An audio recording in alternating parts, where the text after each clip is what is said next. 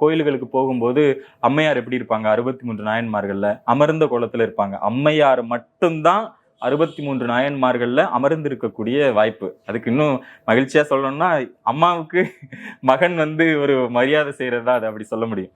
இப்போ கொங்கை திரங்கி நரம்பெழுந்து குண்டுகன் வெண்பர் குழி வயிற்று பங்கி சிவந்தீரு பற்கள் நீண்டு பரடுயர் நீள்கணை காலோர் பெண் பேய் தங்கியலறு உளறு காட்டில் தாழ் சடை 8 திசையும் வீசி அங்கம் குளிர்ந்தனல் ஆடும் எங்கள் அப்பனிடம் திரு ஆலங்காடு. இறைவன் அங்க எப்படியெல்லாம் இருக்கிறாரு அப்படிங்கிறத தன்னுடைய வடிவத்தை, இது எப்ப பாடினார்னா இறைவன்கிட்ட போனதுக்கு அப்புறம் பாடியிருப்பாங்க.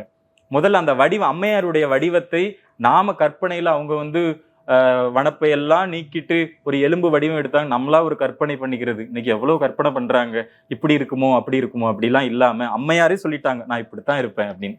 எப்படின்னா கொங்கை திரங்கி அவங்களுடைய எல்லாமே உடம்பு எல்லாமே ஒட்டி போய் கொங்கை திரங்கி நரம்பெல்லாம் தெரியுது.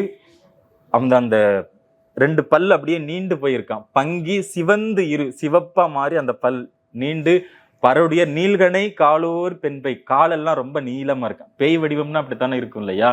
அப்ப அப்படியே தங்கி அலறு உளறு காட்டில் அவங்க என்ன சொல்றாங்க? நான் இசை தெரிந்தவர்கள், நான் பெரிய ஆளு, தமிழ் படிச்சேன்னு சொல்லல, உளறி கொண்டு இருக்கிறேன் அப்படின்னு சொல்றாங்க. அவங்க பாடின பாட்டை நம்ம ஆய்வு பண்ணிட்டு இருக்கோம் இன்னைக்கு.